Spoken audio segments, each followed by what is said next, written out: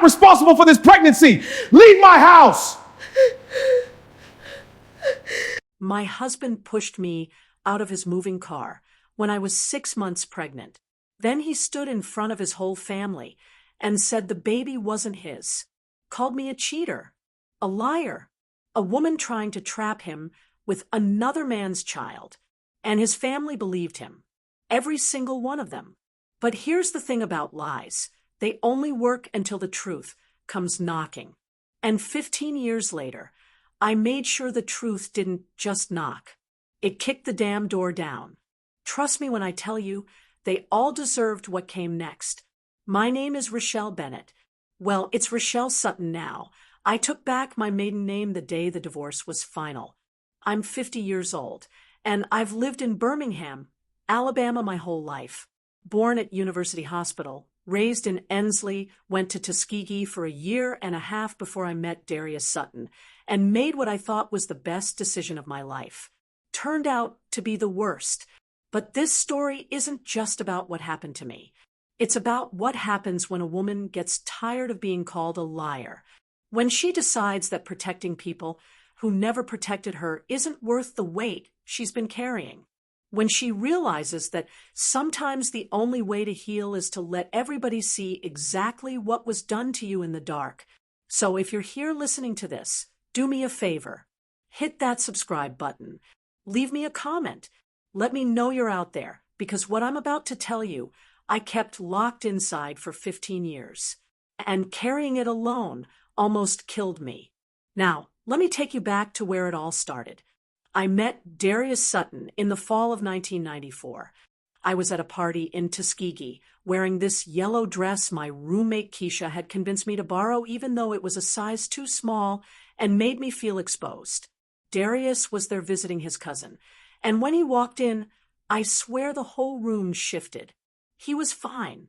I'm talking 6'2", broad shoulders, smile that could make you forget your own name. And when he came straight over to me, ignoring every other woman in that room, I felt like I'd won something. "You go to school here?" he asked, his voice deep and smooth. "Tuskegee," I said, trying to sound confident even though my heart was racing. "Beauty and brains," he said. "I like that." We talked all night. He told me about his family's business, Sutton's auto body shop, been in the family for 2 generations. Told me about growing up in Birmingham, about his plans to expand the business, about wanting a woman who could stand beside him while he built something real. By the time he asked for my number, I was already imagining our future. 3 months later, I was pregnant. "Marry me," he said when I told him, not even hesitating. "Let me take care of you and our baby. Let me do this right." I thought he meant it. I really did. We got married at his family's church in Birmingham, small ceremony, just close family and friends. And that's when I should have known something was wrong, because at the reception, his mama, Claudette Sutton, pulled me aside and said, "You trapped my son, didn't you?" I stared at her, this woman in her expensive purple suit with her perfect makeup, and I couldn't even form words. "Don't act surprised," she continued, her smile not reaching her eyes. "Young girl from Tuskegee, no family here, hooks herself a Sutton man right before graduation. I know what this is. I love Darius," I managed to say. "Love." She laughed, sharp and bitter. "Love doesn't trap a man with a baby, sweetheart. But you're here now, so let me tell you how this works. You take care of my son, you give him respect, and you remember that Sutton women know their place." I should have run. Should have grabbed my mama, who'd traveled all the way from Birmingham for the wedding, and told her we were leaving, but I was 20 and pregnant and terrified. So I stayed. The first year wasn't terrible. That's what I told myself. Anyway, Darius and I moved into a house 2 streets over from his parents. Close enough that Claudette could drop by unannounced, which she did, constantly. Why is there dust on this mantle? Darius doesn't like his eggs scrambled like that. You're letting yourself go. Sutton men expect their wives to maintain themselves. I had a 6-month-old baby. Our daughter, Zaria. I was exhausted, covered in spit up more often than not, trying to figure out how to be a mother while still being a wife, and Claudette acted like I was failing at both. But worse than Claudette was Darius's sister, Renee. Renee was 2 years younger than Darius, worked at the family business doing the books, and she hated me from day one. I never understood why. I'd never done anything to her, but she looked at me like I was something stuck to the bottom of her shoe. Darius could have had any woman, she'd say, loud enough for me to hear. But he got stuck with her. Darius never defended me. Not once. That's just how Renee is. He'd say when I tried to talk to him about it, "You're too sensitive." Too sensitive. Like being treated like garbage in your own marriage was something you should just get used to. His brother, Junior, wasn't much better. He was the oldest, ran the auto shop, and he treated me like I was invisible, would talk over me at family dinners, ignore me when I spoke, act like I wasn't even in the room. The only one who was ever kind to me was Darius's grandmother, Big Mama. She'd pat my hand at Sunday dinners and whisper, "Don't let them break you, baby girl. Sutton women think they run everything, but you got your own strength." But Big Mama died when Zaria was 2. And after that, I had no one. Zaria was 4 when I got pregnant again. I was happy about it. Despite everything, I thought maybe a second baby would bring us closer, would make Darius see me again the way he had when we first met. I was so stupid. When I told him, he was sitting on the couch, watching the game, drinking a beer. "I'm pregnant," I said, trying to smile. He didn't look at me, just kept staring at the TV. "Darius, did you hear me?" "I heard you." "Well, aren't you going to say something?" He took a long drink of his beer, then finally turned to look at me, and his eyes were cold. "How do I know it's mine?" The words hung in the air like smoke, like poison. "What? You heard me?" he said.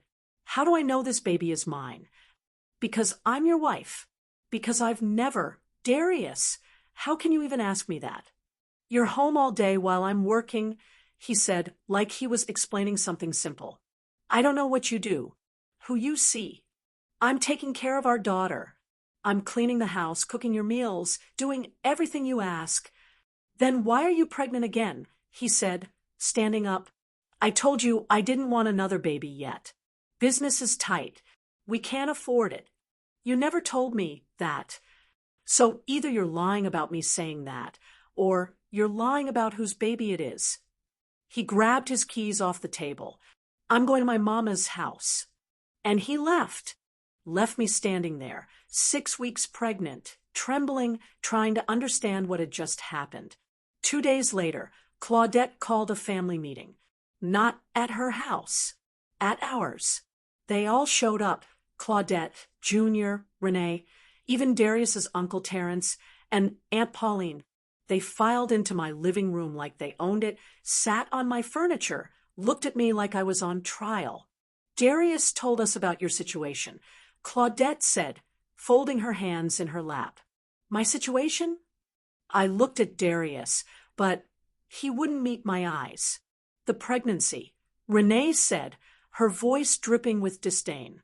"The one you're trying to pin on my brother." "Pin on?" I couldn't breathe. "It's his baby. I'm his wife." "Being someone's wife doesn't mean you're faithful," Claudette said. "And we all know how you trapped Darius in the first place." "I didn't trap him." "You got pregnant within months of meeting him," Junior said. "Now you're pregnant again, claiming it's his, when he's been clear he doesn't want another child right now." "That's not true," I said, turning to Darius. Tell them that's not true." But Darius just sat there, silent, looking at the floor. "We want a paternity test," Claudette announced. "What?" "A paternity test. To prove this baby is a Sutton. Because if it's not, you need to leave this house and this family." I started laughing. I couldn't help it. It was so absurd, so cruel, that laughter was the only response that made sense. "You want me to prove that my husband's baby is his baby?" Yes, Renee said, unless you have something to hide. I looked at each of them. Claudette with her arms crossed, self-righteous and cold. Junior nodding along like this was reasonable. Renee smirking like she'd already won. Aunt Pauline and Uncle Terence avoiding my eyes. And Darius, my husband, the father of my 4-year-old daughter, sleeping upstairs, saying nothing. Get out of my house, I said quietly. Excuse me? Claudette stood up. I said, get out of my house. My voice was louder now, stronger. All of you, get out. This is Darius's house. And he's my husband, and this is my home, and you need to leave. Now, they left, muttering about disrespect, and knowing my place. All except Darius. When the door closed behind them, I turned to him. How could you let them do that to me? They're just worried. They called me a cheater. In my own house. In front of your family. And you said nothing. What do you want me to say, Rochelle? He stood up, and I saw it then he believed them. Or maybe he just wanted to believe them. Wanted an excuse to get out of this marriage, this life, me. I want you to tell the truth, I said. I want you to be my husband. Then take the test, he said. And I knew. Right then. I knew this marriage was over.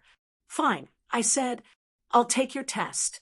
And when it proves that this baby is yours, I want an apology. From you and every single person in your family. Okay, he said. But I could see in his eyes he didn't think the baby was his. My own husband didn't believe me. The next 3 months were hell. Darius moved into the guest room. Barely spoke to me except to make cutting remarks. When's that test happening? You sure you don't want to call the real father?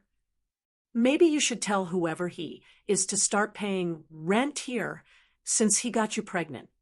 His family was worse. Claudette would come by and talk to Zaria right in front of me, saying things like, your mama's been keeping secrets, hasn't she? Renee spread rumors around the neighborhood, told everyone at church that I was trying to trap her brother with another man's baby. I became a pariah. Women I'd known for years crossed the street to avoid me. The pastor's wife uninvited me from the ladies' auxiliary. At the grocery store, people whispered and stared. And through it all, I was pregnant, sick every morning, exhausted, my body changing, growing a baby that nobody wanted to claim. I scheduled the paternity test for when I was 16 weeks. But 2 weeks before the appointment, something changed. I was making dinner, chicken and rice, Darius's favorite, though I don't know why I still bothered. When he came home early, he was on his phone, laughing, his whole face lit up in a way I hadn't seen in months. Yeah, I'll see you later, he said into the phone, still smiling. Then he saw me, and the smile died. Who was that? I asked. None of your business. Darius, don't start with your questions. Rochelle, you got enough secrets of your own. But I knew, the way any woman knows, there was someone else. And suddenly, the accusations, the cruelty, the denial, it all made sense. He was cheating. And he was accusing me of cheating to cover his own guilt, to give himself permission to leave, to make me the villain, so he could be the victim. I confronted him that night. Who is she? What are you talking about? The woman on the phone. The one who made you smile. Who is she? He laughed. Actually laughed. You're paranoid. I'm not paranoid. You're cheating on me. And you're accusing me of cheating to make yourself feel better about it. You're crazy, he said, but his eyes shifted. You're pregnant and hormonal and crazy. Take that test with me. I said, prove I'm lying. Prove this baby isn't yours. And then we can talk about who's really betraying who in this marriage. His jaw tightened. Fine. Fine. But we never made it to that test. It happened 3 days before the scheduled paternity test. I was 6 months pregnant. showing now, my belly round and obvious, the baby kicking strong enough that you could see it from the outside. Darius came home around 5, told me to get in the car. Why? We need to talk. Away from Zaria. My daughter was at Claudette's house. She'd picked her up from preschool, one of the few times she'd offered to help lately. I should have known something was wrong just from that. Can't we talk here? Get in the car, Rochelle. Something in his voice made me obey. That same cold tone I'd learned to fear over the years. I got in, buckled my seatbelt, my belly pressing against it uncomfortably. We drove in silence, heading out of Birmingham toward the highway. Where are we going? I asked. Just need to clear my head. He said. We got on I-59, heading south, away from everything familiar. The sun was setting, painting the sky red and orange, and I watched the trees blur past, feeling the baby move inside me. Darius, you're scaring me. Good, he said. What? You should be scared. His hands were gripping the steering wheel so hard his knuckles were white. You should be scared of what happens when you lie to a man, when you try to trap him, when you disrespect his whole family. I didn't lie to you. Shut up, he said, and his voice was so cold it froze the words in my throat. We were going fast now. 60, 70, the car shaking slightly. Darius, slow down. You know what my mama said? He continued, like I hadn't spoken. She said, you probably don't even know who the father is. Said you've probably been sleeping around since we got married, and I was too blind to see it. That's not true. Renee said you were always trash. Said she could see it the first time she met you. Poor girl trying to climb up by trapping a Sutton man. Please, Darius. And maybe they're right. He looked at me then, and his eyes were empty, dead. Maybe I made a mistake marrying you. Maybe this whole thing was a mistake. What are you saying? I'm saying I don't want you anymore, he said. I don't want this baby. I don't want this life. I want out. Then divorce me, I said, tears streaming down my face. But don't. He reached across and opened my door. Wind rushed in, loud and violent, and I grabbed for the handle for anything to hold on to. Get out, he said. Darius, we're on the highway. I said, get out. He was screaming now, his face twisted with rage. Get out of my car. Take your bastard baby and get out. It's your baby. Darius, please, it's your baby. He pushed me. Not hard. That's what I remember. Just hard enough to break my grip. Just hard enough to send me tumbling out onto the highway, going 50 miles an hour. Here's what I remember. My scream ripped away by the wind. The asphalt hitting my side, my shoulder, my face. The sound of bones breaking. Not pain yet, just sound. Rolling, tumbling, skin tearing. And the last thing I saw before everything went black, his taillights disappearing into the distance. He didn't stop. He didn't even slow down. When I woke up, I was in UAB hospital. My mama was there, holding my hand, crying so hard her whole body shook. The baby? I whispered. She's alive, Mama said. They did an emergency C-section. She's in the NICU. 3 pounds, fighting hard. But she's alive, baby. You both alive. I started crying then. Deep, wrenching sobs that made every broken bone in my body scream in pain. He pushed me. I told her, Mama. He pushed me out of the car. I know, baby. I know. The police are here. They want to talk to you. I told them everything. Every word he'd said. The accusations. The rage. The open door. The push. But when they went to talk to Darius, he told a different story. According to Darius, I was hysterical. According to Darius, I'd been threatening to hurt myself for weeks because I knew the baby wasn't his. According to Darius, I opened the door and jumped out myself while he was trying to get me to a hospital for a psychiatric evaluation. And his family backed him up. Claudette gave a tearful interview to the police, talking about how worried they'd all been about my mental state, how I'd been acting erratic, how I'd lashed out at family gatherings, how they'd tried to get me help, but I'd refused. Renee said she'd seen me talking to strange men at the grocery store. Uncle Terrence said I'd been secretive and evasive. Aunt Pauline said I'd been obsessed with the idea that Darius was cheating when really I was projecting my own guilt. They all lied, every single one of them. And the police believed them. Because why wouldn't they? Darius was a respected businessman, third-generation owner of Sutton's Auto Body. His family was well-known in Birmingham, had money, had connections. And I was just some girl from Ensley who'd gotten pregnant and married young. The investigation was closed within 2 weeks. Called it inconclusive. Said without witnesses, without proof, it was he said, she said. Darius filed for divorce while I was still in the hospital.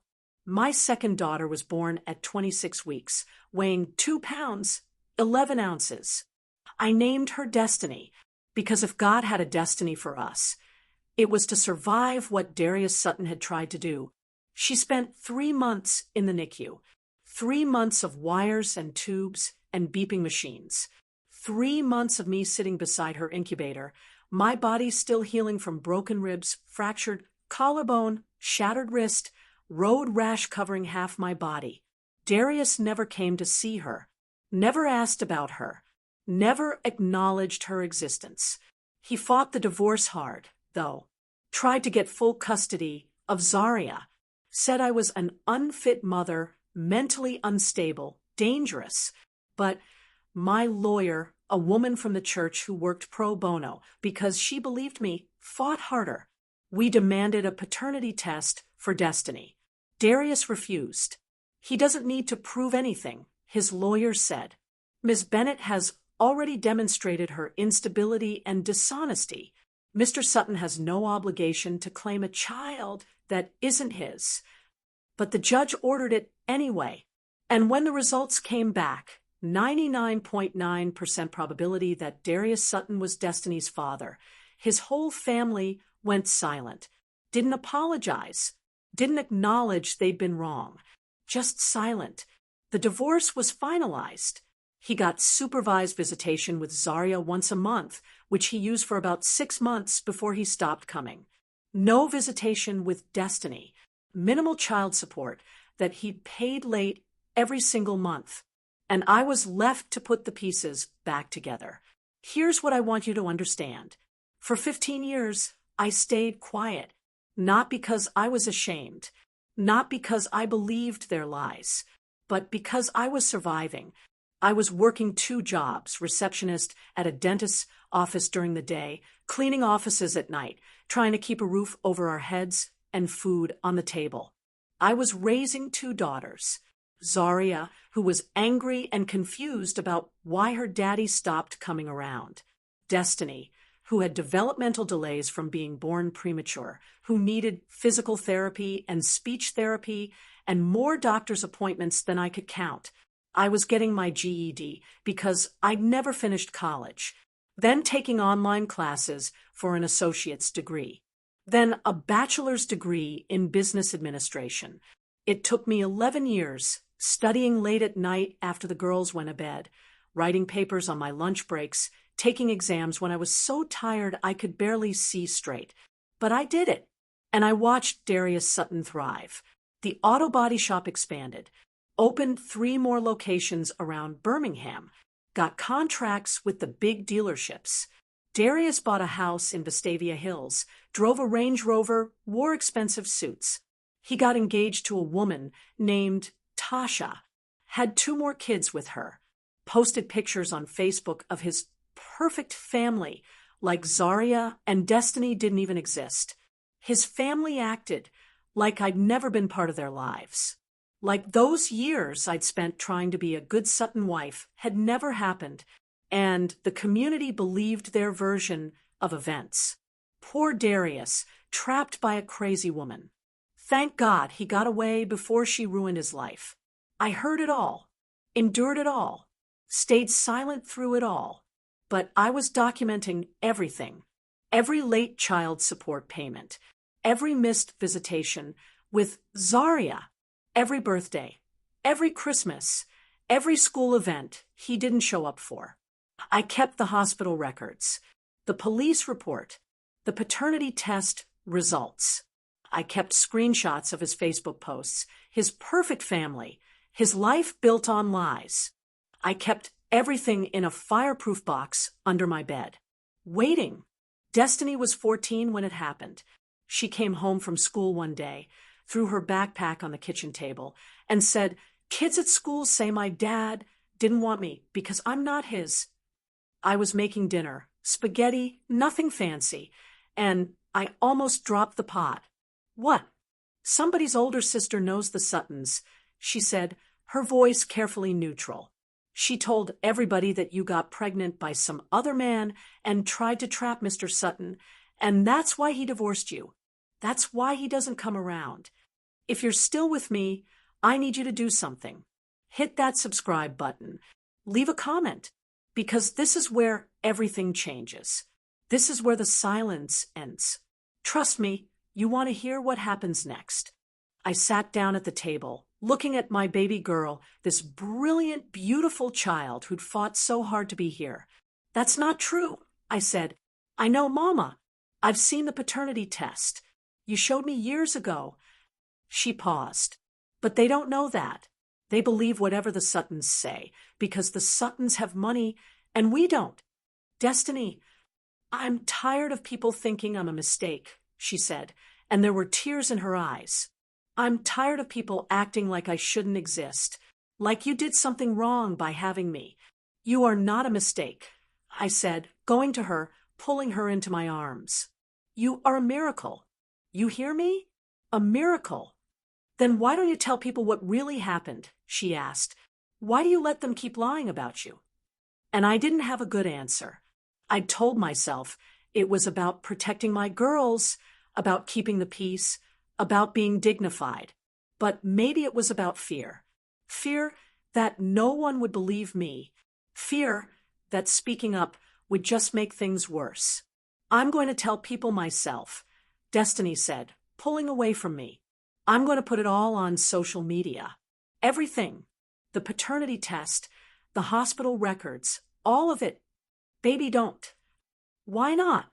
Why should we keep protecting them? Why should we keep protecting them?" That question haunted me for weeks. And then I saw the article in the Birmingham News. Local business owner Darius Sutton receives Mayor's Award for Community Leadership and Family Values. There was a photo, Darius shaking hands with the mayor. The article talked about his business success, his commitment to family, his work mentoring young men. Not one word about the daughter he'd never met. Not one word about the wife he'd nearly killed. Just Darius Sutton, pillar of the community. I read that article 5 times, and then I made a decision. I started a blog, called it Surviving the Suttons, One Woman's Story of Family Betrayal. I wrote about meeting Darius, about Claudette's coldness from day one, about being called a cheater when I was carrying my husband's child, about the family meeting where they demanded a paternity test. I wrote about the night on the highway, every detail, every word he'd said, the open door, the push, the impact. I wrote about the 3 months Destiny spent in the NICU while her father started a new life. I wrote about the paternity test that proved he'd lied about everything. And then I posted the documentation, all of it, the police report, the hospital records, the paternity test results showing 99.9% probability, screenshots of the child support payments, always late, screenshots of his Facebook, his perfect family, his lies. I published it on a Thursday night. By Friday morning, it had been shared 500 times. By Monday, it had been shared 5,000 times.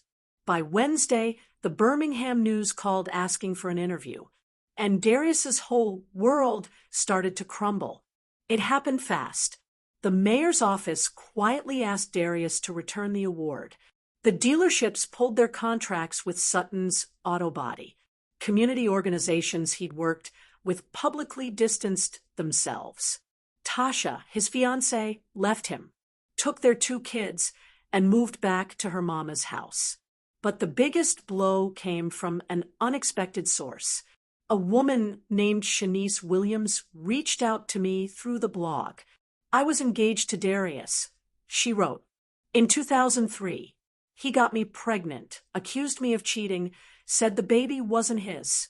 When I miscarried from the stress, he told everyone I'd made the whole thing up for attention. I've been silent for 20 years. Thank you for telling your truth. It's time I told mine.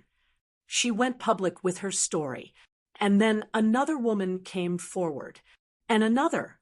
Darius had a pattern: get a woman pregnant, accuse her of cheating, deny the baby, destroy her reputation while protecting his own. I wasn't the first.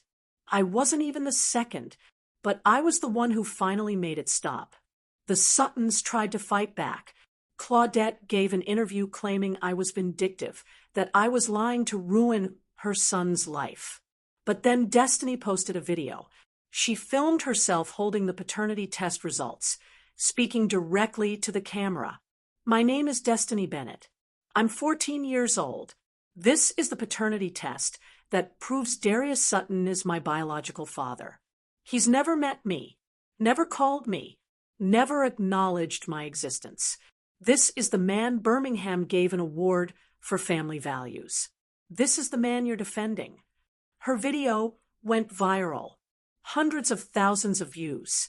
News outlets picked it up. National news outlets. And the Suttons went silent. No more interviews. No more Facebook posts. Just silence. The silence they'd forced me into for 15 years. Now it was theirs. I was at home, making dinner, chicken and rice, ironically, when there was a knock at the door. It was Darius. I hadn't seen him in person in 15 years, and he looked older, thinner, broken in a way I'd never seen before. What do you want? I asked through the screen door. To talk, he said. Please, Rochelle. Just 5 minutes. Every instinct told me to say no, to close the door in his face, to protect myself the way no one had ever protected me. But I opened the door, not for him, for me, because I wanted to look him in the eye and see what was there. We sat on the porch, not inside. I wasn't letting him inside my home. I'm sorry, he said. For what? For everything. For what I did. For what I said. For believing my family over you. You did more than believe them. I said, you let them destroy me. You helped them destroy me. I know. You pushed me out of a moving car while I was pregnant with your daughter. I know. You denied her. You let your family call me a cheater and a liar and worse. I know, Rochelle. I know. He was crying now, and I felt nothing. No satisfaction. No pity. Just nothing. I was weak. I was a coward. I let my mama control me, let Renee poison me against you. I was having an affair, and instead of being a man about it, I tried to make you the villain. You nearly killed me, I said quietly. You nearly killed Destiny. I know, and I'll regret it every day for the rest of my life. That's not enough, I said. I know that too.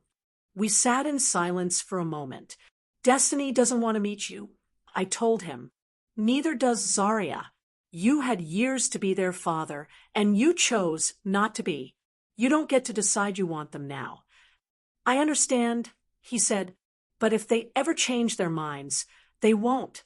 I said, because I raised them to know their worth.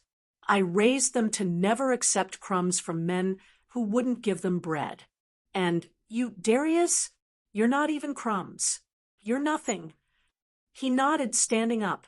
I'm selling the business, setting up trust funds for both girls, for college, for whatever they need. It's not enough, but it's something. It's nothing, I said. Money doesn't make you a father. Money doesn't undo what you did. I know, he said again, but I want them to have it anyway.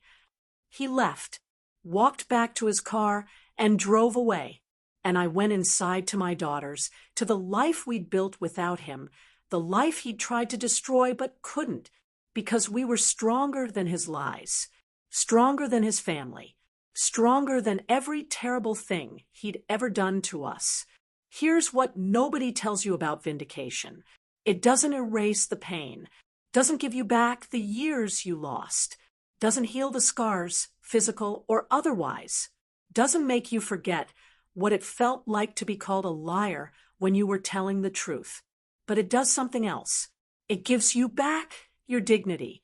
It lets you stand in the light and say, this happened to me, and it wasn't my fault. And sometimes that's enough. Destiny just finished her freshman year of high school with a 4.0 GPA. She's on the robotics team, wants to be a mechanical engineer. She's confident, brilliant, and she knows exactly who she is. Not the daughter Darius didn't want. Not the baby from the affair that never happened. Just Destiny Bennett, making her own way. Zaria graduated from Auburn with a degree in social work. She works at a women's shelter now, helping women escape abusive situations. She tells me I inspired her, but I think she inspired herself. My mama is still here, still strong at 72. She tells everyone who'll listen, that's my daughter. She survived what would have destroyed most people, and she did it with grace. As for me, I started a nonprofit, called it Destiny's Miracle, after my baby girl.